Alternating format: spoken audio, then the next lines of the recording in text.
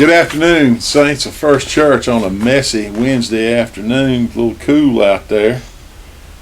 Jingle over here is nodded off in his Snuggie. He just keeps one-upping me. I figured I would match his hat, and then he has to one-up me with the Snuggie. Is it comfortable? It's just one of those days, man. You just want to go outside, get by the fire, wrap up, sleep. There's a great deal of truth to that, for sure. But we're glad that you're with us on this Wednesday afternoon.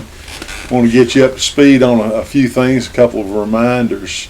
I want to remind you, of course, about the upcoming Christmas Eve services.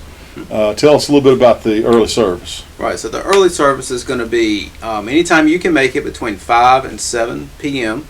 We'll be in the sanctuary at the church, but you'll come in through the main doors of the church.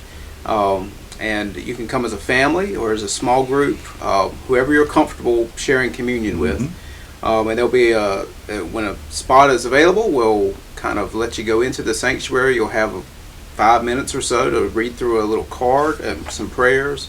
You can request Ken or I to serve you communion, or you can serve yourselves, and just spend some time in our sanctuary on Christmas Eve, and in prayer and in the spirit of prayer. So that'll be from 5 to 7, and just come when you can. There's no need to sign up for specific time slots. Just come when you can, but you might have to wait 5 minutes for someone to finish in front of you. Right. And then at 8 o'clock we'll have the worship service over in Wesley Hall. We'll be using alternate illumination other than the candles, but it will be just as meaningful, and we trust you'll come out and enjoy that time of worship. And we plan to stream that service as well on Christmas Eve at that time. So if you can't be here, we're going to try to make sure it's on Facebook at least for you to watch. Very good. Absolutely. Want to remind you also, in this season, we got a reminder from our Beacon District leadership. Usually during the Christmas season, the district tries to take up a special offering for a very worthy cause, and this year the district, the Beacon District, and the annual conference has designated UMCOR, United Methodist Committee on Relief, as the recipient of the district Christmas offering. So as you know, UMCOR does a lot of work, has done a lot of work in our area, helping folks recover from natural disasters. And Lord knows 2020 has been a year full of them, not just hurricanes, but tornadoes and fires and you name it.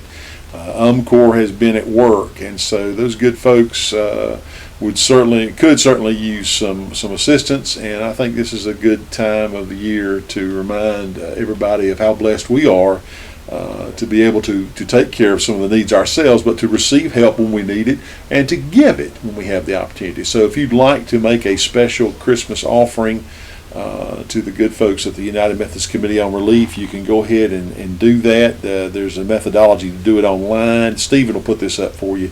There's the means to do it online, and there's also, you can just give it to us, and we'll make sure that it gets to the right place. And as you've been told you before, 100% of what you give goes toward the work of UMCOR. The administrative cost is covered by our portion giving. So this money goes straight to the needs that arise during the year. So thank you for your willingness to help that very worthy cause. Well, today's one of those ugly days. I hope it doesn't turn into a natural disaster. But like I said, I'm wrapped up in my comfortable Snuggie and my cap to try to keep myself warm. But that reminds me that we are still doing an ongoing coat drive for children. So all you have to do is go outside today and count how long you want to actually be out there. But we want to remember that there are probably children today who are out in that stuff and probably do not have any way to stay warm. So if that, just look at the rain and think about how cold you'd be. So I want to remind you of that. I think we're going to continue that through December at least, taking up coats. And we haven't heard an end date yet, but there's always a need during the winter. Right. So I want to remind you of that as well. And thank you again for all the help you gave to the folks at Matthew 25 for their big Christmas dinner celebration this past Saturday. Served about 150, I think, or maybe a little bit more than that, and fed them not only in body but also in spirit, and was able to meet some needs with some warm clothing there as well. So just thank you so much for that. I know there's a lot of folks in this area who are very appreciative as well. All right. Jolly, anything else? No, Jingle, I think that's it. Okay, well, we'll see you Sunday, if not before, There we go. and then also a Merry Christmas too. It's coming up quick. Indeed. We'll see you next week.